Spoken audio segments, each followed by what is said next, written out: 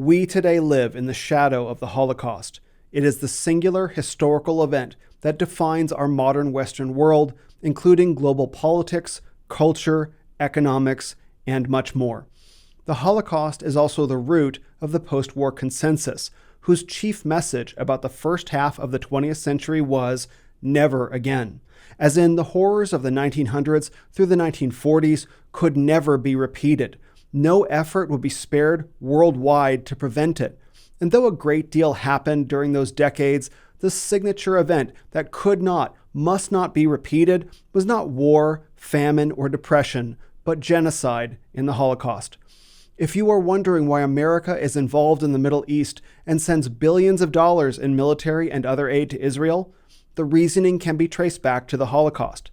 If you're wondering why it's impossible to notice Jewish influence, good or bad, on any part of American and Western society, the reasoning can also be traced back to the Holocaust. If you're wondering why you, as a man, are not taught to stand up straight and be proud of your masculinity, ethnicity, or nation, it's because after being called a racist and a sexist, you'll be called a Nazi.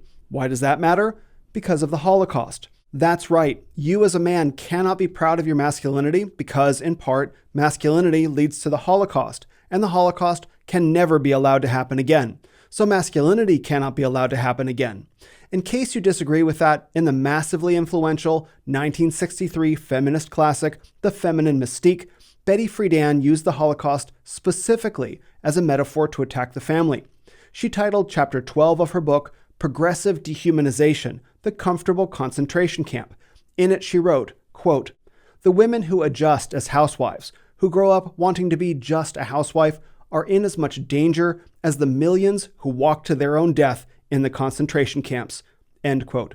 We see a similar dynamic play out today on the news and in social media. Even Jordan Peterson, the skinny, mild-mannered Canadian professor, was attacked using this reasoning way back in 2017. The full logic goes like this. Traditional masculinity, including the family and the household, means fascism.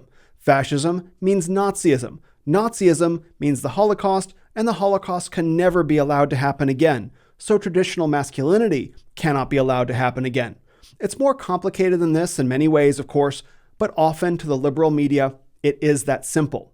So perhaps in this you can see that to some extent, the Holocaust also defines our political dialogue. To be on the political left is by definition to accept that the Holocaust happened exactly as the mainstream narrative, including Hollywood, said it did, including the motivations of the Nazis and more. And increasingly, to be on the political right means either questioning the Holocaust narrative or doubting that the Holocaust happened at all. Thus, even our politics uses the perspective on this event as a shibboleth to determine which side you're on. If you're on the left, you must accept it as is. If you're at many points on the right, you must doubt it. I think this is insane, but it is what it is. Now, as you've heard me say many times, I grew up Jewish. Both of my grandfathers were American Jewish men who served during World War II. My grandfather David on my mom's side was U.S. Army Airborne behind enemy lines in Germany. My grandfather Martin on my dad's side was a U.S. Army engineer stateside. My aunt, one of my mother's sisters, married my uncle, whose parents escaped Germany during World War II. And though my uncle is now passed away, I heard him say once that he lost extended family members in the Holocaust, which is one of many reasons why he was an avowed atheist. And in the Jewish community, my uncle was far from alone. So this historical event loomed large in my upbringing and family too. Thus, if I understand the rules of the woke game, my Jewish upbringing gives me the right to both investigate and talk about this. Now, I regard those rules as a bogus form of ethnic Gnosticism, to borrow Vodi Bakkum's excellent phrase, but nonetheless, for those who want to play by them, there it is. And if you want me to prove my Jewish bona fides, you can listen to an audio recording of 13-year-old me singing the 10 Commandments in Hebrew at my bar mitzvah. Or we can do things the easy way, and you can take my word for it. So with that in mind, there are 3 essential questions related to the Holocaust that I'd like to now address. First, what happened? Second, why did it happen? Third, what are we supposed to do about it? Of course, I'm also aware that there's a preliminary 4th question lurking around these 3. And that question is, did it happen at all? Now, I've been on the internet a long time. I got my first 2400 baud modem when I was 13 years old. For those who don't know what a 2400 baud modem is, it was a Stone Age version of connecting to the internet via the phone lines, as in no one else could use the household phone while you were on the internet. And long before cell phones, everyone in the home, mom, dad, and kids, shared one line. It was a simpler time. A 2400 baud modem transmitted data at 2400 bits per second. For reference how far we've come since then, my gigabit Ethernet connection right now transmits 1 billion bits per second, and it does so through the air. For 10 years, I also navigated through what I called the Deep New Age. This is the world beneath crystals, astrology, yoga, ayahuasca, and all that. Those are the what. The Deep New Age asks why. So I've investigated every conspiracy from Anunnaki to Tartaria, MK Ultra to QAnon, Zeta Reticuli reptilians, 440 versus 432 Hertz music, the USS Liberty, the Council on Foreign Relations, holonomic consciousness, the alien bases on the far side of the hollow moon, vertigo politics videos, and much more. Naturally, I have also come across the question of Holocaust revisionism and denial, as I know many of my listeners today have as well.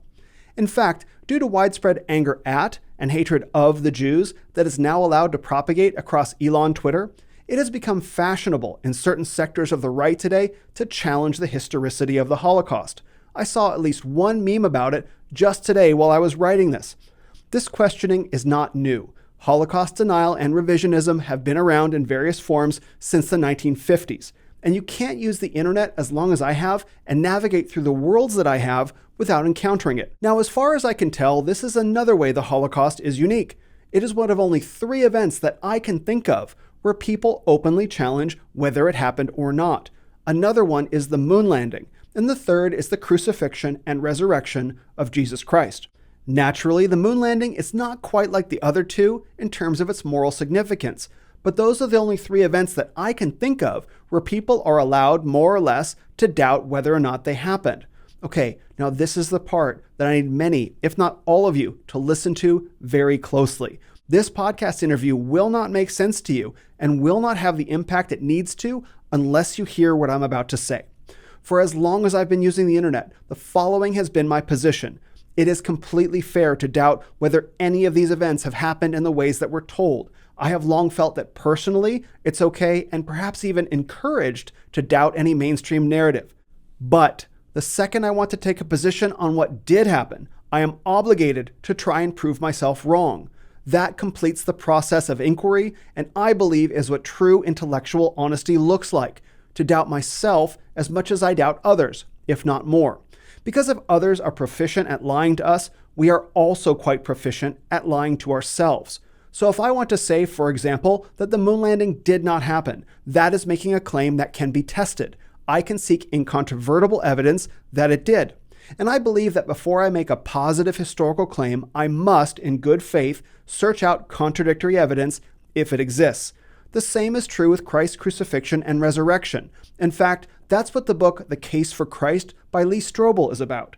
One man, an atheist, sought to prove that Christ didn't exist by questioning the best experts he could find. He subjected his thesis to scrutiny, and lo and behold, Strobel got his mind changed by discovering the truth. This reasoning must also apply to the Holocaust. So if you want to claim that the Holocaust did not happen, never existed, was a lie fabricated by the winners of World War II to defame the memory of the losers, that is a historical claim that can be tested. And so, I have compiled a list full of evidence to test Holocaust denialism against. If you are a listener who doubts the existence of the Holocaust, it is vital that you engage with that evidence before listening to this episode.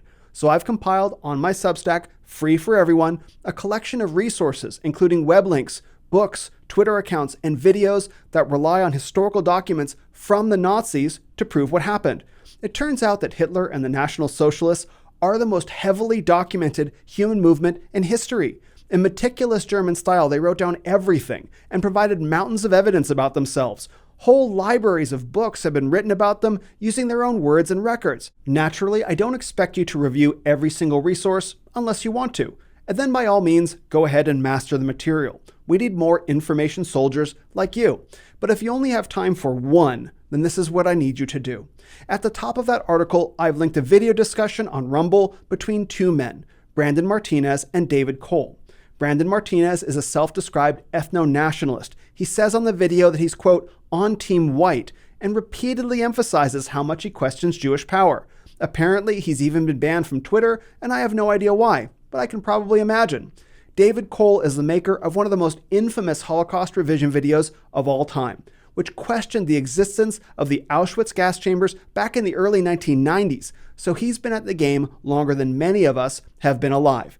In their 2-hour discussion, Brandon and David confirm, that's right, confirm the historical reality of the Holocaust, debunking common denialist challenges, including about swimming pools, wooden doors, reconstructed camps, math equations, crematoriums, explosive pesticides, plus the claims of Fred Leuchter, David Irving, and more.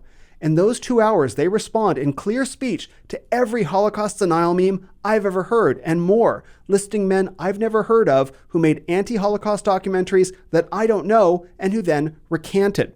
Martinez and Cole also go over the devastating census evidence that the revisionists, deniers, and the mainstream all agree on, and that should make all the case you needed to that the Holocaust happened beyond a reasonable doubt. Brandon then spends the last hour after Cole signs off responding to other questioners and trolls in the live chat, establishing his ethno-nationalist credentials. So if you think he's Mossad or CIA, whatever, you can take it up with him. I am providing this video for information purposes only. I am not commending to you either of their work, but whatever differences in worldview or theology I may have with Martinez or Cole, I respect their unwavering commitment to the truth. That video is 3 hours long, so if you are at all tempted to doubt the existence of the Holocaust, the systematic German execution of Jews and others, stop listening to this podcast now and go listen to Martinez and Cole first. Nothing I or my guest have to say will make sense unless you do. I've put the video direct on my Substack in case it disappears from Rumble. All credit to Brandon Martinez. As I've mentioned, on the same page with the video, you can find a list of several books I've found that also reinforce the historicity of the Holocaust using contemporaneous documents. For the record, the first book about the Holocaust, The Final Solution, was written and published in 1953 by Gerald Reitlinger. It is more than 600 pages long. The definitive history of the National Socialists and Hitler is called The Rise and Fall of the Third Reich by William Shirer, and it was published in 1961. That book is 1,300 pages long. I also want to mention the book The Hiding Place by Corrie ten Boom. This first-hand account was written by a Christian woman who evangelized Jews in the Ravensbrück camp.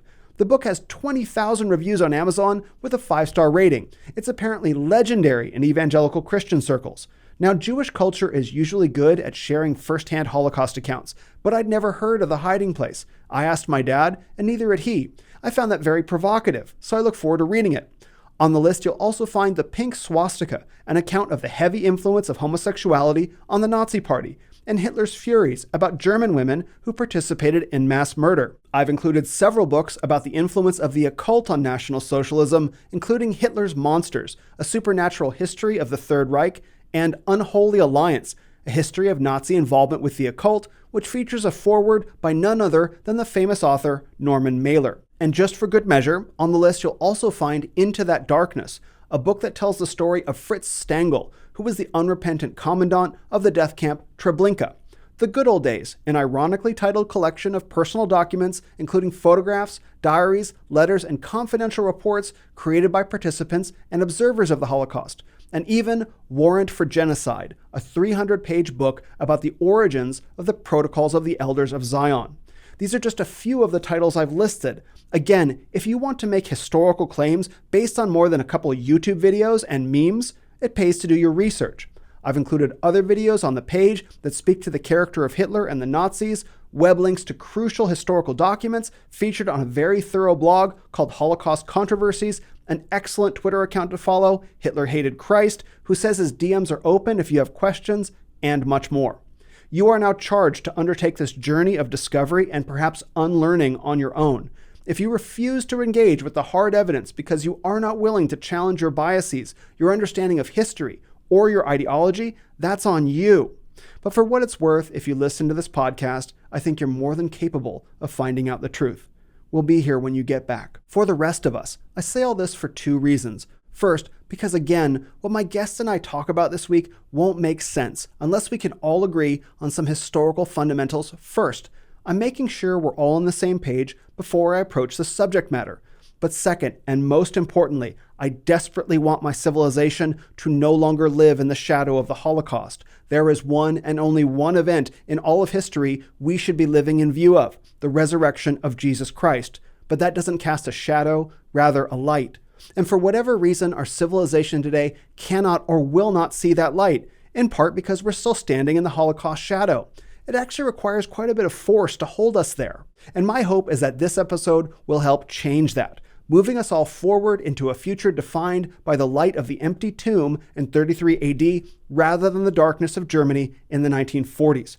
To me, that is what it means to hold a true biblical worldview and would represent genuine civilizational progress at this moment in history. But I know it won't happen without a fight. Okay, let's return to the original 3 questions about the Holocaust. What happened? Why did it happen? And what are we supposed to do about it? Because now that I've made the right wing angry, it's time to make the left wing angry too. Culture has provided answers to those 3 questions that, at least from my upbringing, sound a little bit like this. What happened was a once-in-history, one-of-a-kind, sui generis event where an educated and wealthy European nation, Germany, systematically genocided the Jews and others using ruthless technological precision.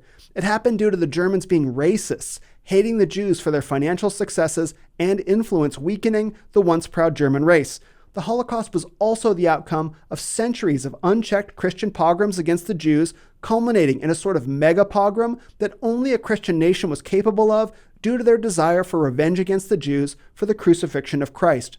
And what we need to do about it is do away with Christianity, masculinity, and nationalism just for a start, and then let the Jews basically do whatever they want because criticism is no different from mass murder. I think that sums it up, right? I grew up hearing some version of this narrative, especially that Germany and Hitler were somehow equated with Christianity. And I know for a fact that that linkage, though never stated, is what keeps many Jews from converting to Christianity. If you read the book Betrayed by Stan Telchin, who became a Christian evangelist after his conversion from Judaism, you'll see that same logic reflected in his thought process as well. I knew as a kid that I could be anything I wanted, just not Christian. Why? Because Christianity was somehow responsible for the Holocaust. That was and is the common left-wing belief within Jews as well, even today. But something funny has been happening lately. This belief has also been adopted by the right wing, but as a good thing. Now, I'm grateful for Elon Twitter and the free speech that he allows. And since he took over, Jew hatred has gone viral, almost up to the mainstream. And many on the extreme right have also adopted this narrative that Hitler was a Christian, except even more so, because they say, in fact, he was the Christian prince, an example of Christian nationalism. It's baffling, especially because, if true, that claim legitimizes everything the Jews have thought about Christians going back for 80 years. If Hitler really was a Christian and really was the Christian prince, and as the evidence shows, the Holocaust really did happen, then wouldn't Jews be absolutely correct in doing everything they have done since the 1940s? Does any group not have the right to defend itself against mass slaughter? If Jews don't fight with weapons, are they allowed to fight within institutions which are far more powerful instead? I would say so, which is why the claim that Hitler was the Christian prince is literally self-defeating for Christian men and can only be sustained in an environment where the Holocaust didn't happen. But if the evidence from revisionists, ethno-nationalists, and other researchers on your team proves beyond a reasonable doubt that the Holocaust did happen, which it absolutely does if you're brave and intelligent enough to look at it, then only the claim of Hitler, the National Socialists, and Germany being Christian remains for us to examine in order to demolish this poisonous idea forever. So guess what? Hitler wasn't a Christian, neither were the National Socialists, and neither was Germany in the first half of the 20th century. In fact, far from it. Which brings me to my guest this week. His name is Dr. Mark Musser, and he's a husband, father, missionary to the former Soviet Union, where in fact he is today, and the author of one of the most mind-changing books I've read in the past year, Nazi Ecology, the Oak Sacrifice of the Judeo-Christian Worldview in the Holocaust. Christian researcher and lecturer Carl Teichrieb, author of Game of Gods, recommended this book to me towards the end of 2023, and for some unknown reason, I felt compelled to read it, which I did this past spring. Nazi Ecology is a 500-page scholarly work. It is dense, written in an academic, no-nonsense style with more than 1,600 citations and a 15-page bibliography. It took Dr. Musser 10 years to research and write, and frankly, it's more like a textbook than anything I've read in a long time. It's more suited for careful study than casual reading. And Dr. Musser's book is about one thing: what did Hitler and the National Socialists really believe? Because again, the general public has been told, often in not so many words, that Hitler and the National Socialists were associated somehow with Christianity, that they hated the Jews due to racism, that the Holocaust was a work of mechanized, industrialized precision, and that National Socialist Germany was the result of a lethal combination of masculinity, nationalism, and unbridled industrial capitalism fused with an ideology based on ethnic superiority. That is more or less the story all of us have heard, and as it turns out, almost none of it is true. And the bits of that story that are true did not go down at all in the ways that we've been told. That is what Dr. Musser's book is about, not merely accepting what history and mass media has said about what the National Socialists believed. Instead, he dug into the works of their most influential philosophers, scientists, artists, and their own writings and speeches. Dr. Musser charted the intellectual course of Germany from the 1700s right up until the 1940s and demonstrated how it wasn't Christianity that drove the National Socialist worldview. Rather, it was the slow decline and erosion of Christianity that allowed it. The National Socialists actually embodied beliefs that are hard for us to understand today using modern left-right categories. That's why Dr. Musser's book was so mind-changing for me. The environmental, philosophical, and theological leanings of the minds behind National Socialism were clearly on the left, explicitly embracing all is one, all is God, pantheism, and monism, flavored with occultism, with an emphasis on the value of feelings and a pure hatred for the creation order laid out in the Bible, specifically the dominion mandate in Genesis 1. Quote, "And God blessed them, and God said to them, be fruitful and multiply, and fill the earth and subdue it, and have dominion over the fish of the sea, and over the birds of the heavens, and over every living thing that moves on the earth." The philosophers who informed the National Socialist worldview hated that perspective on nature in their own words for decades, if not centuries. And that is the real reason they hated the Jews, because as they believed, the Hebrew Bible's perspective on the dominion of nature in Genesis did not align with their naturalistic, pagan perspectives that instead held human beings as just one link in a grand ecological chain. This is all documented in detail in Dr. Musser's book. I invite you to read their words for yourself.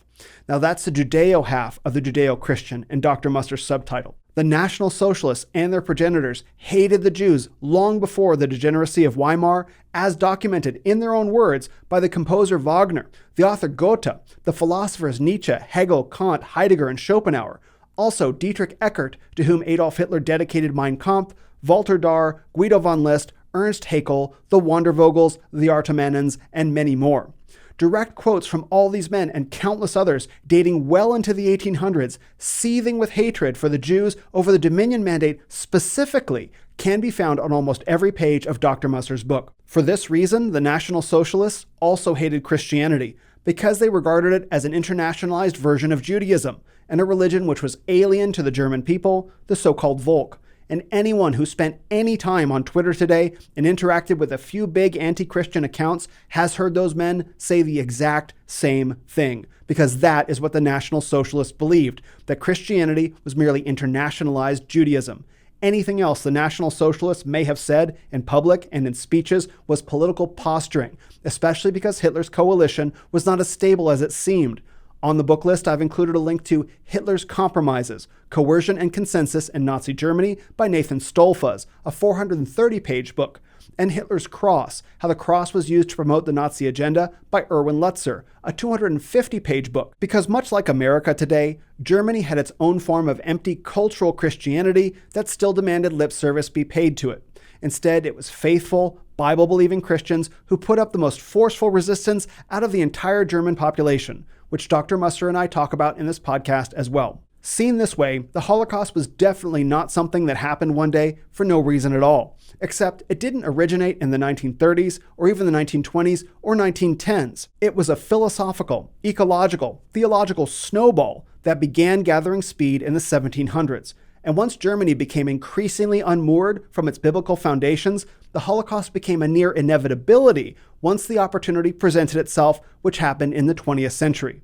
This is what Dr. Musser has documented in black and white, 500 pages, with a 15-page bibliography and scripture verses throughout. It's all there for you to read yourself. As they say, the truth fears no investigation. So if you think you've already got the truth about the National Socialists, you'd better get investigating and put your worldview to the test. And I might add, if you're still unconvinced that the National Socialists weren't Christian after hearing this interview and reading Dr. Musser's book, I recently finished another book called Black Sun by Nicholas Goodrick Clark that documents neo-Nazi movements going back to the 1950s right up until 2001 when Black Sun was written. This is another dense, scholarly work published by NYU Press, totaling 300 pages. It too has hundreds of citations, including to original works in German, which I guess the author knew how to read. In Goodrick Clark's book, I challenge you to examine the fruits of neo-Nazism in the works and words of men like Lincoln Rockwell, William Pierce, Colin Jordan, Miguel Serrano, William Landig, Varg Vikernes, David Myatt, Joss Turner, and even the man who wrote the 14 words himself, David Lane. Somehow, all of these men, some of whom worshipped Hitler as a literal incarnation of a god, missed his very obvious Christian faith. Or maybe it wasn't there to begin with. And by the way, Adolf Hitler did not consider himself the savior of the white race. One need only look up his treatment and opinion of the Slavs to see the truth of that. The National Socialists regarded the Slavs as subhuman, and that is why they invaded eastward to take Slavic lands for Lebensraum, or breathing room. So for you Hitler fans who are passport bros looking at Eastern Europe for a bride, I'm sorry to tell you, but you're going to have to pick a side. The idea that Hitler cared about a pan-Aryan white race was invented by a Greek woman 2 decades after Hitler's death. Her name was Maximiani Julia Portas, but she's better known by her Hindu name, Savitri Devi. Look it up. So now we've covered a lot of ground, who Hitler and the National Socialists were and weren't. The right wing is probably mad because I challenged their heroic idol and have offered evidence that their historical beliefs are false. But this will also make the left wing mad because Hitler is also their idol. Only to them, he's not a Christian hero, rather a quasi-Christian villain. But as I've said, Hitler and the National Socialists weren't Christian at all. The Holocaust had nothing to do with Christianity. Instead, the Holocaust is what happens when a wealthy, educated, militarily powerful nation abandons Christianity, accept a bare bit of lip service to orthodoxy and a shallow husk of orthopraxy. So, remember my 3 questions? What happened? Why? And what are we supposed to do about it? Having read Dr. Musser's book, the following appears to be a far more accurate narrative. A radical leftist, pagan ideology seized power and used right-wing technological and nationalistic tools to cleanse their precious natural environment of a polluting infestation, the Jews. It wasn't done with mechanical precision, rather haphazardly, brutally, and savagely, and at the cost of their own war effort. Then they tried to erase the evidence of their crimes, particularly the Action Reinhard camps. And in the end, the National Socialists were what they said they were, socialists and hypernationalists, ideologically unable to use the tools of capitalism and trade agreements with a world they considered hostile due to Jewish influence. Hitler and the National Socialists thus isolated themselves, overreached, and crumbled. Because they were pagan ideologues, not master tacticians or strategists.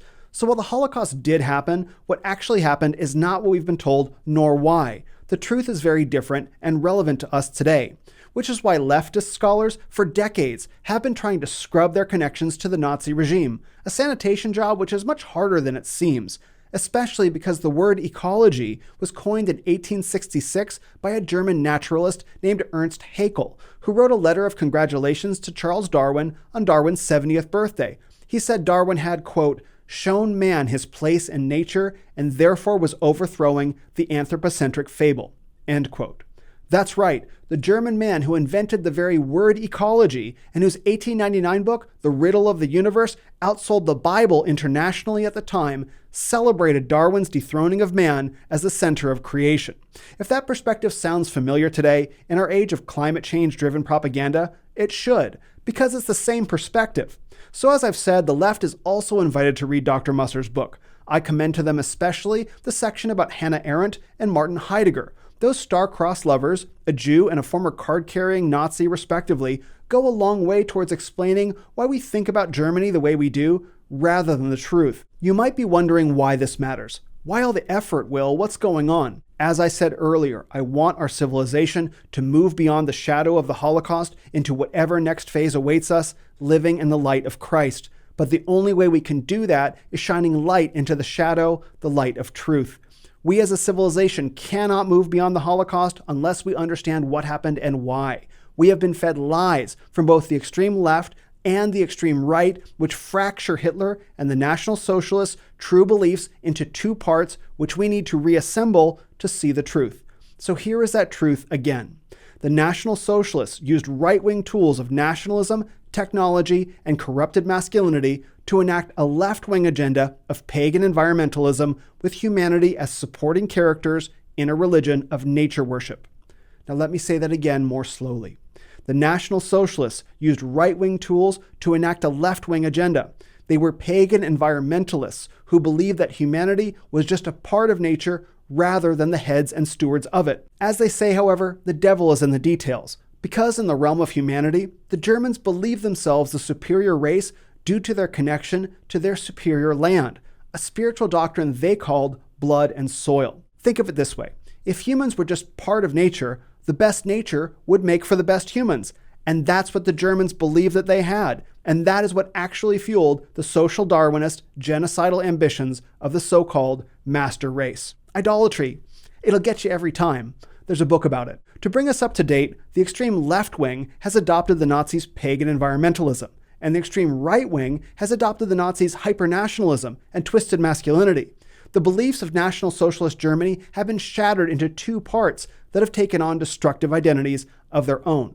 But the synthesis of those beliefs was only made possible in the first place by the removal of the gospel, the spiritual heart of pre-National Socialist Germany.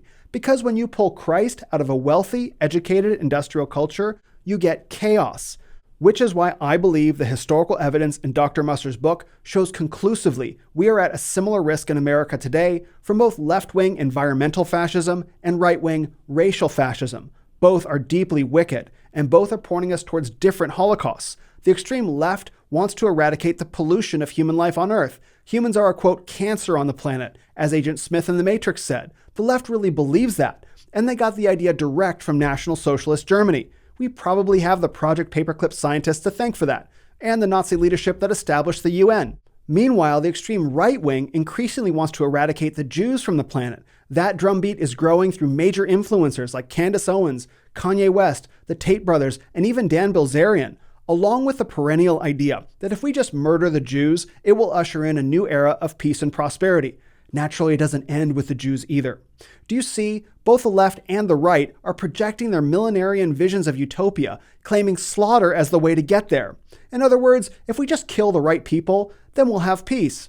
Now, I'm not surprised the secular world of left or right would think such things, but that men who call themselves Christians would propose the shedding of blood as the way to global redemption are advocating for a culture of death as surely as an abortionist. While yes, military conquest, slaughter, and death are featured all throughout the Old Testament, they find no support in the New. So if a man wants to live in a shadow, let him live in the long shadow cast by the cross, the paradox of the crucified Lord of Glory. The cross is the one true crossroads of all history that has a lesson for the extreme left, the extreme right, and all points in between. And as with National Socialist Germany in the 1930s and the United States a century later, the gospel is the only way a wealthy, educated, militarily powerful nation blessed with God's word can and should know better. In fact, I believe one can even make the case that the current state of Germany is God's judgment for their faithlessness. The German intelligentsia, inheritors of Luther and Melanchthon, abandoned Christianity for nature worship in the 1800s. This allowed for the rise of the abomination of National Socialism, which was then put down. If you find this hard to believe, consider this quote from George Orwell in his book On the Way. Quote, "For 200 years we had sawed and sawed and sawed at the branch we were sitting on. And in the end, much more suddenly than anyone had foreseen, our efforts were rewarded and down we came. But unfortunately, there had been a little mistake. The thing at the bottom was not a bed of roses after all. It was a cesspool of barbed wire. It appears that the amputation of the soul isn't just a simple surgical job, like having your appendix out. The wound has a tendency to go septic." End quote. When do you think he wrote these words? 1965, maybe even the 1970s? Orwell wrote them in 1940, less than a year after Germany had invaded Poland, starting World War II. Orwell hadn't yet seen Dresden, Hiroshima, Nagasaki, Berlin, or Treblinka, and yet it was already obvious to him what had happened in the West. We can watch the amputation of Germany's soul and the resulting sepsis if we have the courage to look at Dr. Musser's evidence and confront the reality of the Holocaust and its causes. We need the light of the empty tomb to shine on the darkness of National Socialist Germany, and there we will see Christianity's true enemy revealed, the worship of the creation rather than the creator. Then and only then do I believe we all have a chance to move past this historic crime and tragedy. The truth will reveal the wickedness of left and right that I pray the Holy Spirit will guide believers to walk safely between. Dr. Musser's evidence is there if you want to see it. He is a friendly, accommodating, and faithful man, possessing a master's in divinity and doctorate in biblical Greek. Right now, he is doing missionary work in a former Soviet state at personal risk to himself and his family. He gave a decade to finding out the truth in Nazi ecology, which was also endorsed by Dr. Cal Beisner of the Cornwall Alliance, who called it a, quote, tour de force, and then the book reached me. If you're inclined to believe Dr. Musser is just an outlier as well, I've included on the Substack 5 books that support his conclusions. First, National Socialism and the Religion of Nature by Robert Poix. That's a rare used book that goes for more than $200 on Amazon, so you better start saving up. Second, Leftism from de Sade and Marx to Hitler and Marcuse by Erich von Kuhnelt-Leddihn. This is a survey of leftism by a Christian polymath and world traveler who reads 20 languages and speaks 8 of them. It's also rare and out of print, with used copies selling for more than $500. But the Mises Institute has digitized it and made it free to the world in both PDF and Kindle on their website. I've included that link as well. Third, How Green Were the Nazis? Nature, Environment, and Nation in the Third Reich by Franz Joseph Brueggemeyer surveys the overlap of environmentalist and nationalist ideologies in National Socialist Germany. Fourth, The Green and the Brown, A History of Conservation in Nazi Germany by Frank Uteker is, quote, a story of ideological convergence, of tactical alliances, of careerism, of implication and crimes against humanity, and of deceit and denial after 1945, end quote. Fifth and finally, Black Earth, The Holocaust as History and Warning by Timothy Snyder, which was a finalist for the UK's 2015 Samuel Johnson Prize for the best nonfiction writing in the English language. I meant what I said about the Nazis providing mountains of evidence of their thoughts, words, and actions. I hereby charge every man and woman who considers themselves an intellectual to read Dr. Musser's book and hopefully others I've listed and decide about National Socialist Germany for yourselves. In other words, be part of the reading class, not the meme class. Then maybe, just maybe, we can change things in our lifetime, or God willing, our children's. On a personal note, I am no longer Jewish because I, as a man raised in that faith and culture, refuse to live in the shadow of the Holocaust. I refuse to be a victim of historical events that didn't happen to me. I still refuse. I will always refuse. And so I stood up. I challenge my Christian brothers and sisters to do the same, to stand in the light, not cower in shadow, bearing aloft the word of God into a desperately fallen world, in the name of the way, the truth, and the life, Jesus Christ. Sharp minds may observe that there's one final question I haven't addressed. What are we supposed to do about the reality of the Holocaust? In this essay, I've already provided an answer to my Christian brothers and sisters and to secular listeners as well. I'd like to now offer my answer to the Jews. The following passage was written by Dr. Viktor Frankl in his book Man's Search for Meaning. Frankl was a Jewish Austrian psychologist who spent 3 years in 4 German concentration camps, including Auschwitz. I first read these words in 2017, long before I became a Christian.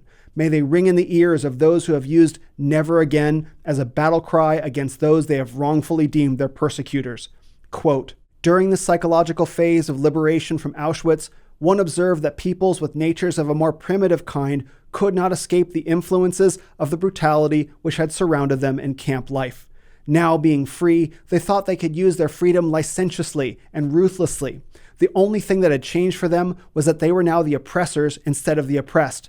They became instigators, not objects, of willful force and injustice. They justified their behavior by their own terrible experiences. This was often revealed in apparently insignificant events. A friend was walking across a field with me towards the camp when suddenly we came to a field of green crops. Automatically, I avoided it, but he drew his arm through mine and dragged me through it. I stammered something about not treading down the young crops.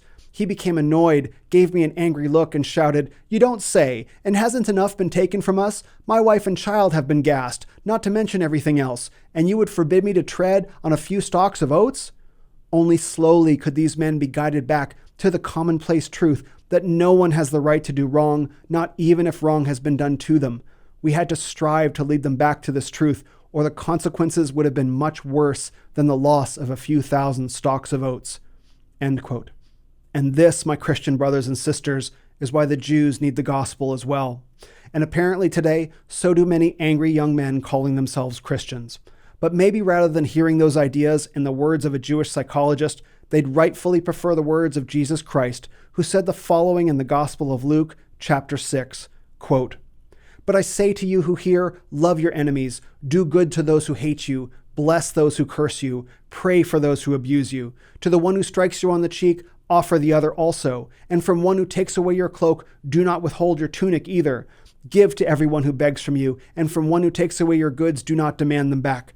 And as you wish that others would do to you, do so to them. If you love those who love you, what benefit is that to you? For even sinners love those who love them. And if you do good to those who do good to you, what benefit is that to you? For even sinners do the same. And if you lend to those from whom you expect to receive, what credit is that to you? Even sinners lend to sinners to get back the same amount. But love your enemies and do good and lend, expecting nothing in return, and your reward will be great, and you will be sons of the Most High, for he is kind to the ungrateful and the evil. Be merciful, even as your Father is merciful. Judge not, and you will not be judged. Condemn not, and you will not be condemned. Forgive, and you will be forgiven. Give, and it will be given to you. Good measure, pressed down, shaken together, running over, will be put into your lap. For with the measure you use, it will be measured back to you." End quote. Argue with these words all you want, but in them I can find no justification for genocide. So I close with a word of pleading to those rageful young Christian men and the adults who are around them listening. Please abandon Hitlerism, Christian or otherwise, and do it now. Hitler wasn't the crucified savior of the white race. God judged Germany for its faithlessness and has continued to. Yes, we were lied to about the Holocaust, but not about the means or the opportunity, rather the motive, which was to extinguish the light of God's created order and worship the divinity of nature instead of God the Father. The true story was then covered up to enable the same ends on a global scale. Now, if that doesn't sound like socialism, I don't know what does. Besides, genocides have been committed in and by the United States, China, Japan, Russia, Australia, Rwanda, Darfur, Bosnia, Cambodia, Ukraine, Yugoslavia, and the tribes of South America, North America, and Africa. That's a short list. Many of these were in the 20th century alone. There's no reason why Germany should be any different from the worldwide historical norm just because of their skin color. Now, your anger at the state of the West and its future is legitimate. I empathize. However, that anger is being fashioned into a political weapon, no different from how young women's anger was fashioned into the weapon of feminism. In other words, you are being used. If you don't believe me, earlier I recommended the book Black Sun by Nicholas Goodrick Clark about neo-Nazi movements in the 20th century. The first 50 pages are free on Amazon. You can read them in a web browser or on your phone. In them, you will see reflected in the mid-20th century the exact same anxieties about immigration, the family, and the economy that you are feeling today, promoted by shrewd men to manipulate angry men into long-forgotten social movements. Again, this dates back to the 1950s in the United States, England, and Europe. It's not a new game. These movements built nothing. They only destroyed, including the lives of the men and women who participated. Go and read it for yourself. The enemies of Christ don't care how they take his people down, whether by the world, the flesh, or the devil. Hebrews 12 warns us, quote, "Strive for peace with everyone, and for the holiness without which no one will see the Lord. See to it that no one fails to obtain the grace of God, that no root of bitterness springs up and causes trouble, and by it many become defiled." End quote. Brothers, I urge you to rip that root out. And pastors, it is your job to help them, not let them plant roots within you instead. Because as the apostle wrote to the church in Galatia, quote, "Now the works of the flesh are evident, which are adultery, fornication, uncleanness, lewdness, idolatry, sorcery, hatred, contentions, jealousies, outbursts of wrath, selfish ambitions, dissensions, heresies, envy, murders, drunkenness, revelries, and the like, of which I tell you beforehand, just as I also told you in time past, that those who practice such things will not inherit the kingdom of God. But the fruit of the Spirit is love, joy, peace, long-suffering, kindness, goodness, faithfulness, gentleness, self-control. Against such there is no law, and those who are Christ's have crucified the flesh with its passions and desires. If we live in the Spirit, let us also walk in the Spirit. Let us not become conceited, provoking one another, envying one another." End quote.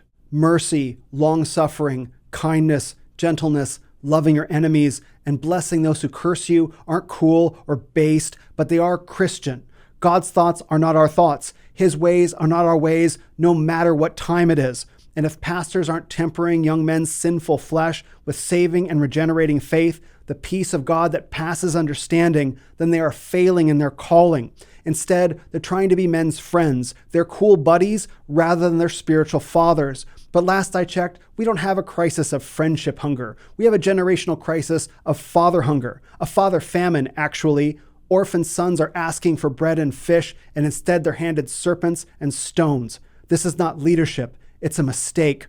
I'll conclude with this. I can hear many men asking, "But Will, what about Jewish influence?" I grant the point that Jews do occupy an outsized number of positions of power and influence relative to their population size, obviously. But here's one thing no one ever says, that they're incompetent, because it's not true. Jews may not be hyper-moral from biblical foundations, and in many cases, yes, their morality is explicitly anti-biblical, but they are hyper-competent. In fact, Jews, like Indian, Chinese, and Korean immigrants, have family-driven cultures of elite-level competency. Meanwhile, Anglo-Protestants in America have developed a tragic anti-intellectual tradition. In 1945, how many positions of elite power were held by faithful Anglo-Protestants? Compare that with today. It's been just 80 years. What happened? Protestantism gave up. Why and how that happened is a much longer conversation. But if you ask me, I think it relates to the forbidden fruit of sexual liberation. Meanwhile, it is my sincere hope that once my fellow Christian men are done noticing Jewish influence, they'll also notice the low expectations placed on them by their fathers and the low expectations they place on their own sons and daughters and perhaps even themselves. When I was growing up, I didn't go camping, hunt, or do anything outdoors. My dad worked on his career and I on schoolwork. As a result, I was in honors trigonometry as a high school freshman. I received an 800 on my verbal SAT score and got into Stanford University, praise God, which my dad was able to fund for me without taking on student debt. A kingly gift I honor him for regularly. While Christian families are enjoying the great blessing of hospitality on weekends, children of immigrant families are taking a second or third language, mastering chess, or playing an instrument. While white American college students are partying and fornicating to rap music in universities or sent overseas on mission trips, immigrant kids are in the lab. Children who perform at elite levels pay high costs in terms of time socializing. It's expensive for parents, and kids too. It was for me. But Christian parents are aspirational parents thinking about future generations. If you want your sons to lead an advanced technological society, you have to train their minds. That is just as hard as training the body and just as painful, especially to succeed in hyper-competitive white-collar professions. So I encourage my Christian brothers and sisters to think about how they can start combining elite-level biblical morality with elite-level professional competency, initiating a multi-generational project to win their country and culture back via the meritocracy they claim to value, all to the glory of God our Father and the Lord Jesus Christ.